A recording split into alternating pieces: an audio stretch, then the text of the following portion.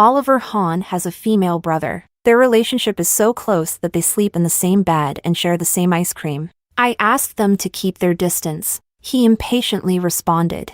If something were to happen, it would have happened already. Can't you give us some trust? Fine.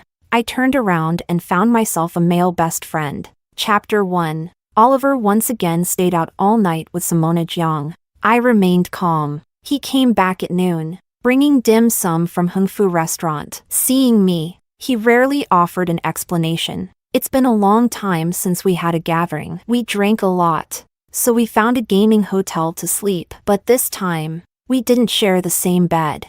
I slept on the floor. He emphasized this point. After all, we had a huge fight over this issue last time. I accused him of being married yet having no sense of boundaries, insisting on confronting Simona. Simona is a girl who grew up playing with them in the same neighborhood. Although she's a girl, she has a carefree personality. She treats everyone like a buddy. I've seen more than one Simona sitting on their laps without any hesitation, joking and laughing, even sharing the same glass without a care. Initially, he patiently explained. Then, he got annoyed and directly threw out a sentence. If something were to happen, it would have happened already. You wouldn't even have married me, and slammed the door as he left. The ridiculous thing is, his friends advised me. Simona grew up with us. She's just like that. Oliver sees her as a kid. A kid? Is 25 still considered a kid? I was so disgusted that I said if he didn't know how to keep boundaries, we'd get divorced. Since then, Oliver indeed kept a distance from Simona for a while. But the result was that Simona would deliberately make sarcastic comments in public. Sis, look, I'm not sitting next to Ollie, right? Ollie, you better not join us for the second round, lest Sis gets angry. Ollie isn't the same Ollie anymore. With a leash around his neck, I dare not get close. She said these things, always making sure I was present. Naturally, it created a subtle atmosphere. Over time, I became known as someone petty, jealous, and unreasonable. My relationship with Oliver also started to become distant and indifferent from that time. Returning to the present, I looked at the takeaway box in Oliver's hand. What used to be my favorite food now seemed tasteless. Oliver noticed my indifference, put the box on the table, walked over to hug me, and spoke with a soft, coaxing tone. Honey, didn't you always want to watch that movie? Today I'm not going to the office. Let's go watch it together. That movie was something I had been looking forward to for a long time. When it was released, I invited Oliver. He said he was busy, but a few days later, I saw Simona showing off movie tickets on her social media. 2 tickets. Although there were no faces in the picture, the hand with distinct knuckles and the wedding ring on the ring finger was unmistakably Oliver's. I smelled a faint scent of pear blossom on Oliver and coldly refused. No need. I continued to pack my luggage. Rita. Oliver's voice held a hint of anger. He grabbed my hand, stopping my actions. Are you playing the runaway game again? I've already said that nothing happened between Simona and me. I know. I calmly pulled my hand back. You two are just siblings. It seemed like he was choked by my words. Oliver's face showed discomfort, and he let go of my hand, frowning. Then what's your problem now? I'm going on a business trip, I explained. Oliver's face turned even darker, staring at me for a long time, as if trying to find any trace of pretense. But there was nothing. My reaction remained calm, because I no longer cared who he watched movies with, who he stayed out all night with, who he dated.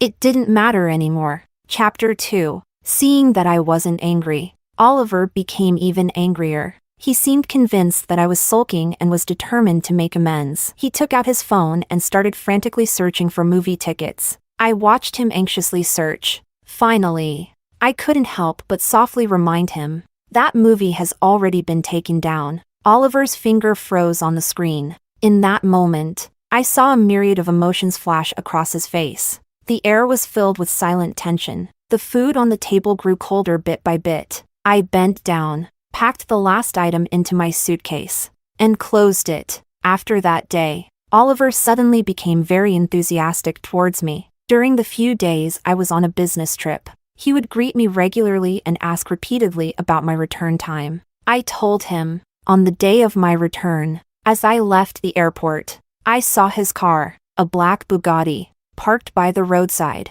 Seeing me, he quickly got out of the car, naturally walked over, and took my suitcase. But when we reached the car, I saw Simona in the passenger seat. She was lounging with her legs up, her hand resting on the car window. Seeing me, she smiled sweetly. "Sis, I'm just hitching a ride. I'll let you have the front seat in a bit." She grinned cheekily, saying this, but not showing any intention of moving. Oliver, having put away the luggage, saw me standing still and spoke somewhat uncomfortably. She happened to be nearby, so I gave her a ride. She gets car sick, so I let her sit in the front for this part of the journey. In previous arguments, I had complained about Simona always taking the front seat during our trips. But before I could say anything, Simona poked her head out of the window, her eyes twinkling as she responded. "Thank goodness Ollie was nearby today. Otherwise, in that godforsaken place I live,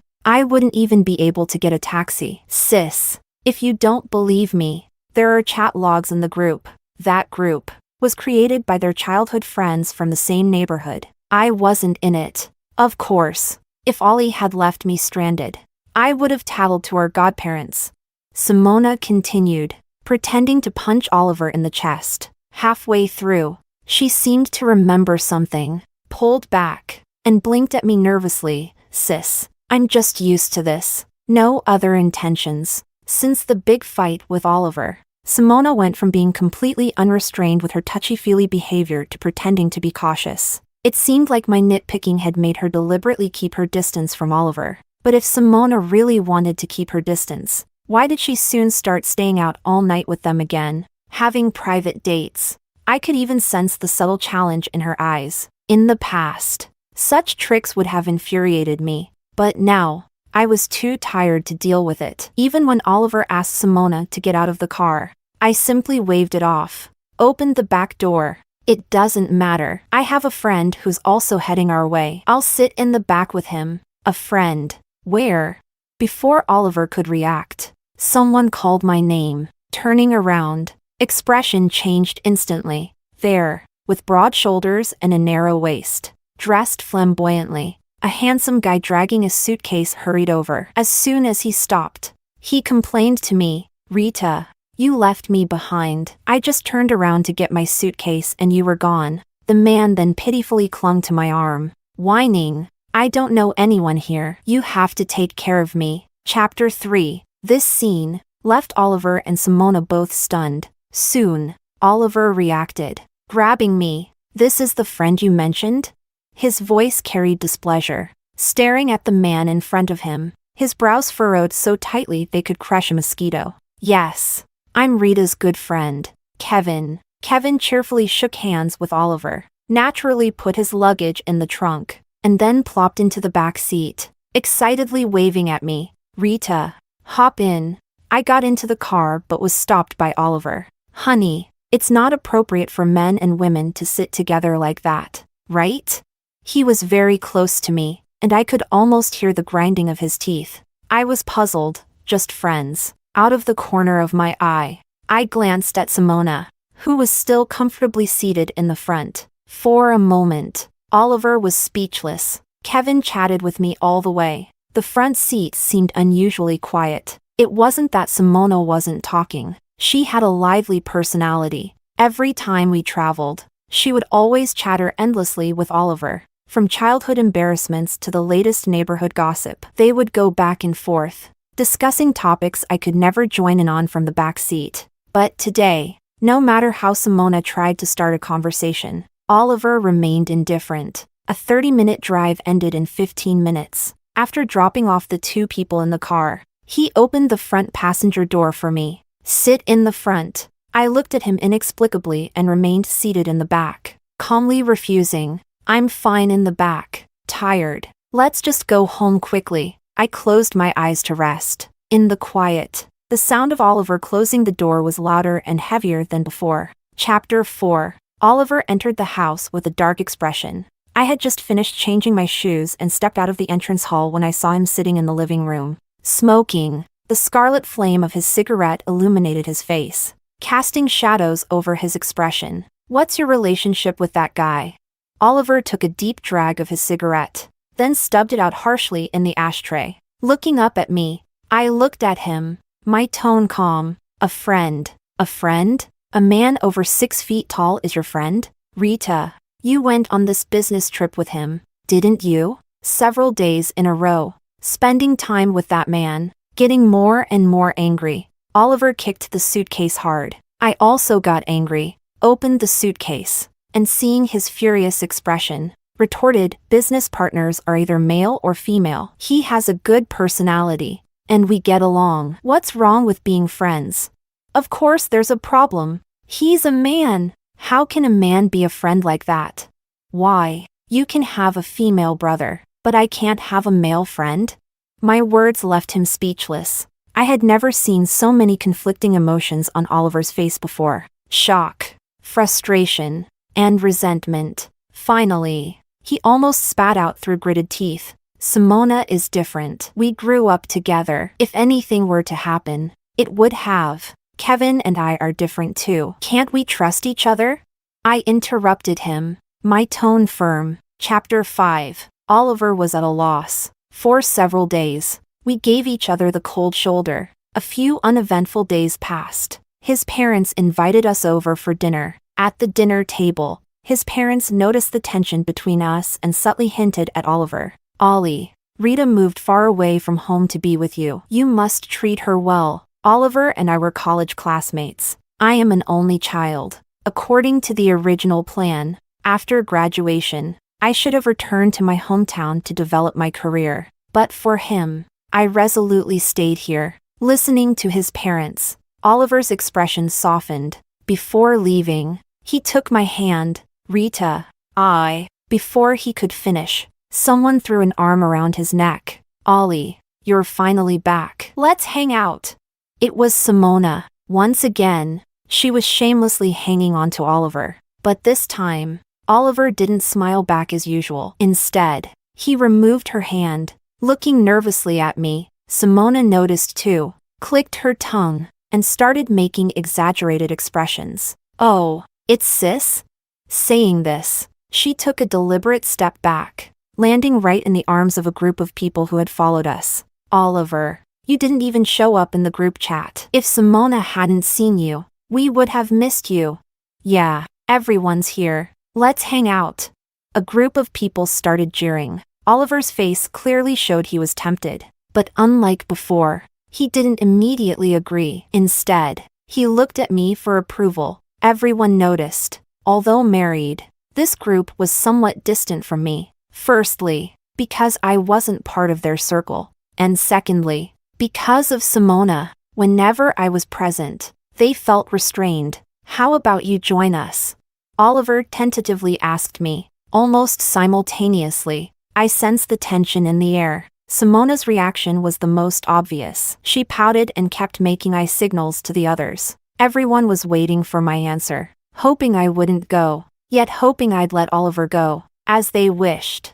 I withdrew my hand from Oliver's, my voice calm and gentle, saying, "Then I'll take a taxi home." No one spoke. The atmosphere turned awkwardly silent. After a while, Oliver hesitated, looking relieved yet guilty. Then, "I'll come back early." He gave a reassuring promise, and I just smiled, walking straight out of the courtyard. As I turned away, someone blurted out, "Oliver, did sis have a change of heart? Not jealous of Simona anymore? Letting you hang out with us?"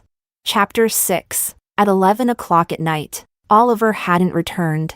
I didn't ask, because I had just made plans with Kevin, along with a few other friends. We went to the most bustling bar in town. The pounding music hit our eardrums, bringing a sense of reckless abandon. Our group chose a spacious booth and quickly started having fun. After a few rounds of drinks, someone next to me suddenly got excited and pointed to a spot. "Whoa, that looks wild over there." Everyone perked up immediately and turned to look. I turned too, and saw familiar faces. At a nearby table, it was Oliver's childhood friends from the neighborhood. 7 guys and 1 girl, with the table piled high with bottles. Oliver was in the center seat, though his face was unclear from this distance. His actions showed he was looking down at his phone. Soon, Simona snatched the phone from his hand, then straddled him, wrapping her arms around his neck and waving a bottle of alcohol. Everyone seemed used to it, even standing up to cheer. Looks like they're playing King's game,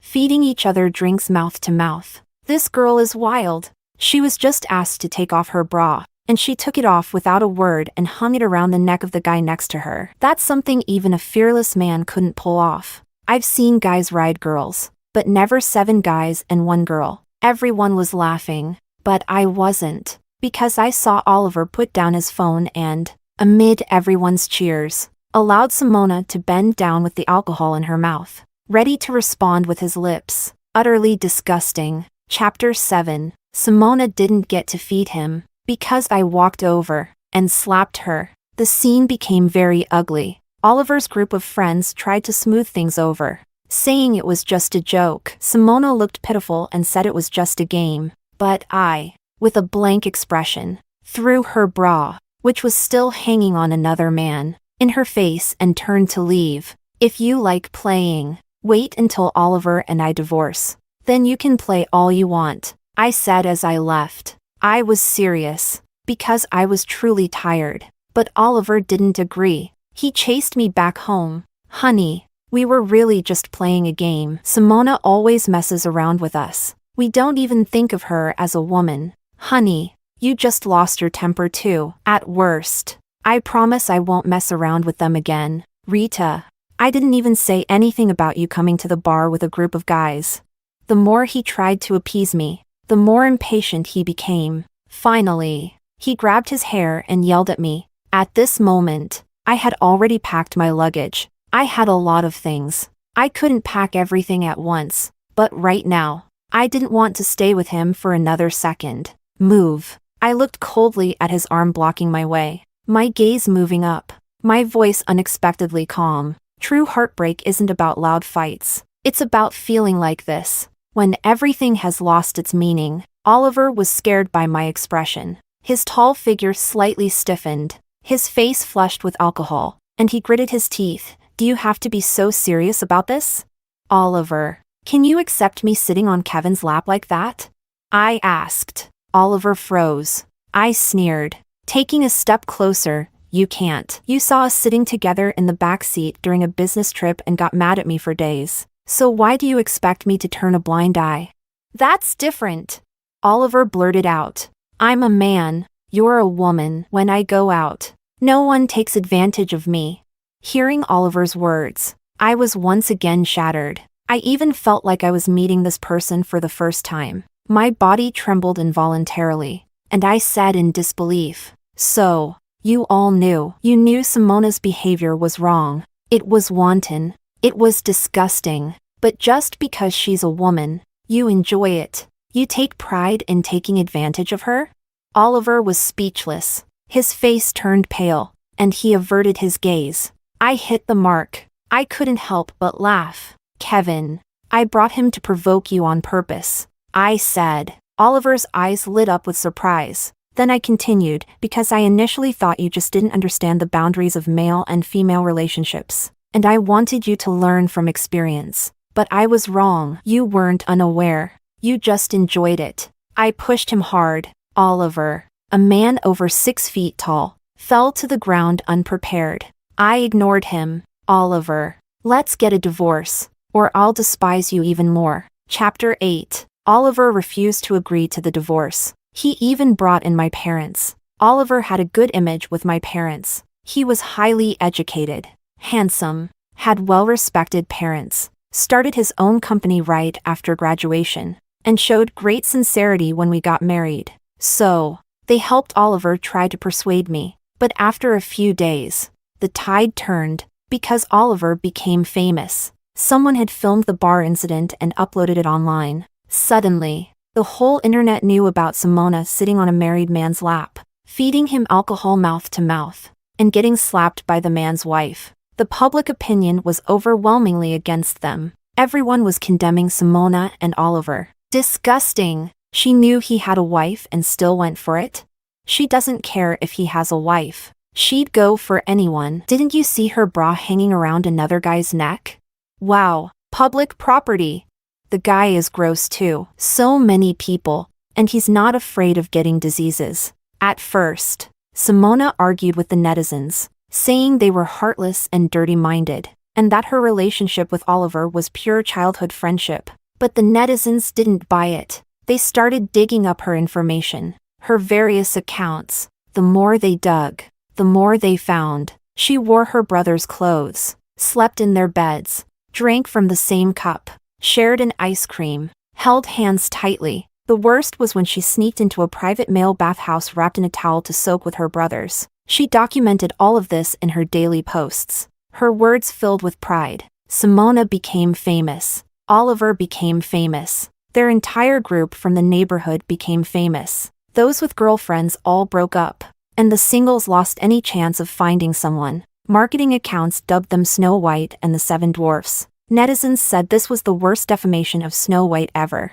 Watching all this unfold, I actually felt a bit of satisfaction. Simona was like a cancer in my relationship with Oliver, growing bigger and bigger. I tried to remove it, but Oliver never cared. Now, the cancer had backfired, but I had already detached myself. After a few days of headlines, the public outcry was suppressed. Oliver's friends were all wealthy and influential local scions. Overnight, all negative comments were wiped clean. Simona's accounts were completely cleared as well. A few days later, Oliver's parents came to see me. They begged me to visit Oliver. He had drunk himself sick, vomiting blood. By the time they found him and took him to the hospital, he was in a deep coma, barely saved after a night of emergency care. On the hospital bed, he kept murmuring my name. I know Ollie was wrong this time, but for the sake of your marriage, please go see him. Rita, please. From his parents,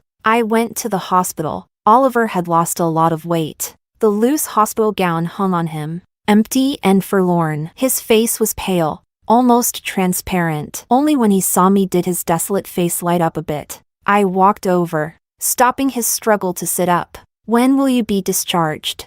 I asked. Oliver's eyes brightened, and he struggled to speak. Next week. Rita, does this mean you're willing to forgive me? I promise. If you give me another chance, I'll never make the same mistake again. I'll keep my distance from Simona. When you're discharged, we'll file for divorce. I shattered his hope, watching Oliver's face contort in pain, sweat beads forming on his forehead, sliding down his temples and face. His voice was rough like it was filled with sand. Rita, I didn't cheat. You know that. It was all just fooling around. I promise I'll keep my distance from them if you don't like it. Rita, I beg you, don't leave me. Seeing I was unmoved, Oliver fell off the bed. Kneeling in front of me, he knocked over the four-stand, scattering everything on the ground, the needle twisting and cutting his hand. Blood splattering, a pitiful and tragic sight. When had Oliver ever been like this? He came from a good family, good looks. He always had girls around him, proud as he was. When had he ever begged a woman? I should be moved, but I wasn't. I just looked down at him, with no intention of helping, shaking my head. No, my coldness hurt Oliver. I could clearly feel his pain and despair, even a bit of incomprehension. It was Simona who came onto us. I didn't reject her. But I never did anything to betray you. Why can't you let it go? He shouted in despair. It seemed to pull at his wound, his waist and abdomen quickly soaked with blood. The red shocking to see. The commotion quickly brought in both our parents. Seeing this, the scene turned chaotic. Rita, Oliver made a mistake. But the main culprit is Simona. Oliver just treated her as a sister. He was also deceived. There's a saying, it takes 100 years to form a boat ride together, 1,000 years to sleep together as a couple. We've watched you and Oliver come this far. Does it really have to end like this?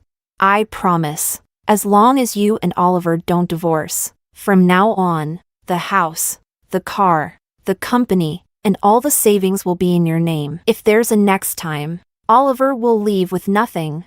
My father-in-law promised. He had absolute authority in the family. Indeed. My parents were swayed. They looked hesitant. Rita, the Hahn family is sincere this time. And Oliver, He really knows he was wrong, my mother whispered, pulling me aside. My father wanted to argue, but my mother glared at him and pulled his ear. Oscar, I know what you want to say. We can support our daughter, but Rita's child also can't be without a father. Yes, I was pregnant. 1 month. I had planned to find a chance to get an abortion, but my parents found out. Elders value life far more than expected. They looked at Oliver, not saying anything, but their expressions were much softer than before. Clearly, they wanted to give Oliver another chance. Chapter 9. In the end, I agreed to give Oliver a chance. As long as he had no contact with Simona for a month, I would stop considering divorce. Both sets of parents were witnesses. He was overjoyed and agreed immediately. He seemed to think my proposal was something easily achievable for him. Both families breathed a sigh of relief, but only I knew. For him, this was a losing bet. Chapter 10. Oliver blocked Simona. He really stopped contacting her. He left the group, unfollowed all her accounts, and even showed me daily screenshots of his phone to ensure his contacts were clean. Kevin was surprised. Rita, you're not thinking of getting back with your ex, are you?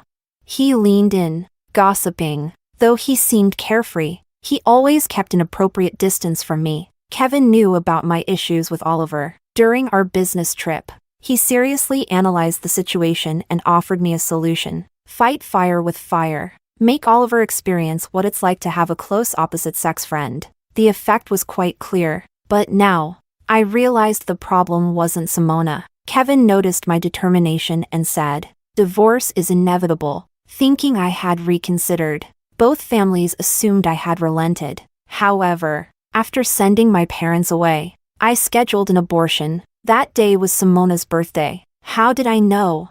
Because Simona, as the only girl in their group, always had a mandatory full attendance at her birthday celebrations. Rain or shine, I deliberately chose that day, not out of spite, but because I didn't want Oliver to disturb me. Kevin took me there. On the way, he cried more than I did.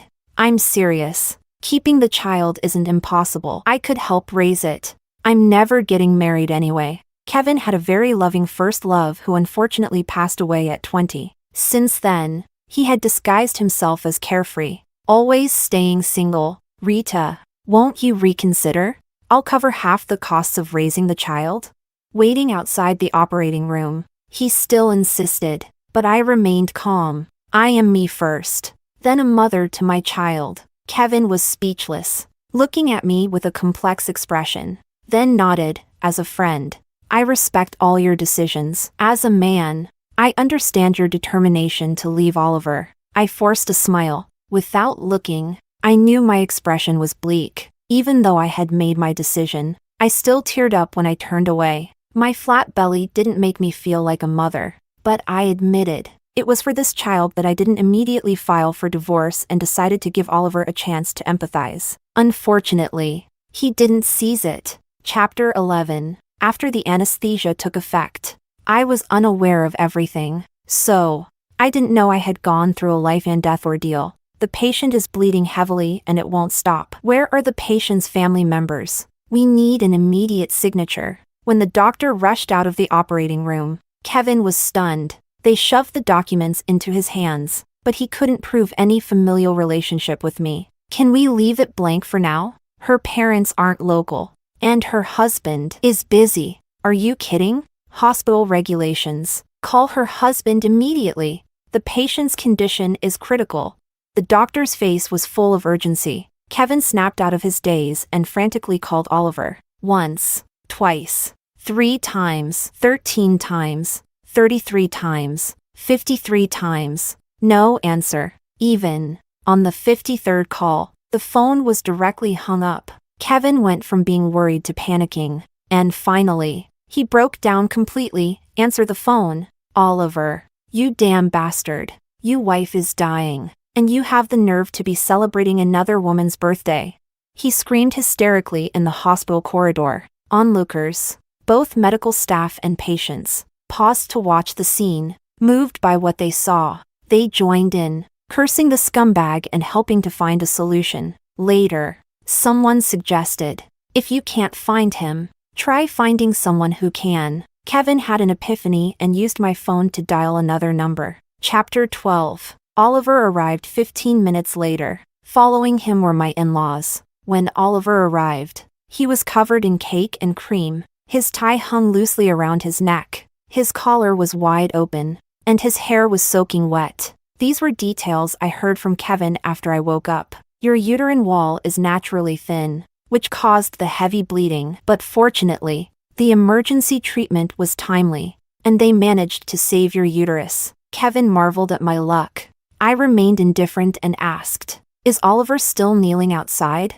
This time, Oliver was kneeling outside the hospital room, and no one pleaded for him. My in-laws knew they were in the wrong. After the surgery, my mother-in-law comforted me for a while. Before leaving, she held my hand reluctantly. "Rita, you've suffered so much these years after marrying into our family. My son is hopeless. If you want a divorce, we won't try to stop you. Follow your own heart." Coming back to the present, I met Kevin's complex gaze. Remaining calm, "Help me out." Kevin wanted to persuade me, but he couldn't, so he helped me into a wheelchair and pushed me towards the door. In the hospital corridor, Oliver was kneeling upright, still in the wrinkled suit from the day, with a bruise on his cheekbone. Kevin had hit him, in front of everyone. Oliver hadn't fought back. And now, with people coming and going, Oliver, who always disliked being watched, hadn't moved an inch. Seeing me, his face showed pain and sorrow. But before he could speak, I threw a document at him. "You lost." The 3 concise words made Oliver's face change drastically. The noisy corridor was filled with onlookers' murmurs, but they couldn't drown out his heavy breathing. Without looking at the document on the ground, he stared at me intently. Smart as he was, he quickly sensed something was off. "You chose today on purpose, just to make me choose, to make me regret." The more he spoke, the more pained he looked. Finally, he struck his temple hard, and I rolled my eyes. "You overthink. No matter what choice you made, I didn't want this child." My voice was weak as I leaned against the wall. Hitting the mark, "I knew you couldn't do it, even though the task was simple. Just 1 month without contacting Simona. But such a simple thing. Oliver couldn't do it. Simona saved our lives in elementary school, so we promised her we'd always gather for her birthday." When they were in 3rd grade, Oliver and his friends had a wild idea to go on an adventure. They found a shipping container to sleep in for the night. As a result, when they woke up the next day, they were already thousands of meters in the air, precariously hanging. Fortunately, Simona, who had secretly followed them, discovered the situation in time and saved them. Since then, Simona had been included in the group of boys, becoming their undisputed favorite, but their cherished pet was their business. Chapter 13. Oliver agreed to the divorce. All the paperwork was completed. Soon, the 1-month cooling-off period passed. As we walked out of the Civil Affairs Bureau, his expression looked mournful. He was still unwilling to let go, begging me for another chance, saying he wanted to atone, saying he loved me. His tall frame was hunched over almost to the breaking point. From pleading to, finally, relentless clinging. In the midst of our struggle, neither of us noticed we had stepped onto the street, nor did we notice the red BMW speeding straight towards me. Bang! Everything happened too fast. By the time I reacted, Oliver had already been hit and thrown into the air in front of me. It was like a slow-motion scene from a movie. The last thing he said to me before being thrown was, "I'm sorry." In that moment, my heart stopped, accompanied by the heavy thud. I snapped back to reality. I rushed over, and at that moment, Simona burst out of the passenger seat, screaming when she saw that it was Oliver who had been hit. She yelled at me to die and came at me with a knife, but she was quickly subdued by patrolling police officers, who pinned her to the car hood and took the knife from her. "Rita, why don't you die? If it weren't for you, they wouldn't have all distanced themselves from me. It's all because of you. You bitch. I'll kill you." Simona had gone mad, because on the day of the surgery, my in-laws had found Oliver and the neighborhood friends at Simona's place. They were furious and, along with several families, decided to blacklist the Jiang family. To quell the outrage, the Jiang family decided to sacrifice Simona, sending her abroad and forbidding her from ever returning. The young masters who had once treated her like a mascot immediately distanced themselves from her when it touched their own interests. For Simona, this was her darkest hour, and she believed that I was the cause of all of it. If I were dead, everything could go back to how it was. Listening to her, I only felt absurdity. Chapter 14. Oliver survived, but he was paralyzed from the waist down. Simona wasn't sentenced to death, but she was convicted of intentional injury and sentenced to life imprisonment. I heard that in prison. For some unknown reason, her face was slashed and disfigured. After Oliver's accident, many people came to me. His parents, his friends, my parents. His parents begged me not to abandon Oliver at this time for the sake of our past marriage. His friends hoped I would stay with him because he saved my life. My parents, however, urged me to come home and not stay to trouble myself. In the end, I went to see Oliver. The once proud man now lay in a hospital bed, needing someone to take care of all his basic needs. He didn't speak, but when he looked at me, his eyes were filled with regret. I thanked him. After all, he had saved my life. I know I have no right to ask you to stay. Oliver choked out, his voice hoarse and filled with sorrow. Everything now is my own doing. My retribution. The doctors haven't given up on you. If you cooperate with the treatment, you still have a chance to walk again, I said. Oliver was visibly excited, looking at me with hope, nervously and cautiously asking, "So you're willing to?" "I'm going back home. You know, I'm an only child. If it weren't for you, I would have returned home after graduation to start my career." My tone was calm and steady. In that instant, I saw Oliver's face darken, like a sunflower losing its vitality. His eyes reddened, and his smile was bitter and self-mocking. I knew it. A cripple like me is meant to rot in the mud for the rest of my life. Oliver, we each have our own lives. You can no longer influence mine, and I shouldn't influence yours. I interrupted his self-pity. Maybe my gaze was too piercing, striking his heart. The room fell silent. Sunlight streamed through the window, casting a golden glow on me. Chapter 15. I went back home. I continued to hear bits and pieces about Oliver. Oliver took 2 years to walk again, but his illness delayed his company's progress, leading to its closure. Another New Year's came. Kevin sent me a message. "Happy New Year."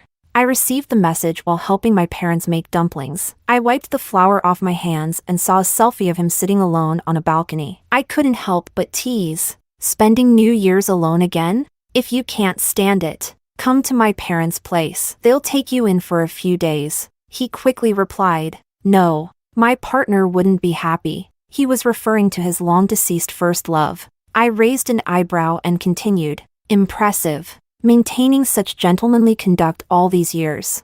"Of course, friends also need boundaries." I laughed. Looking up, I gazed out the window. It was snowing, and the scenery was beautiful.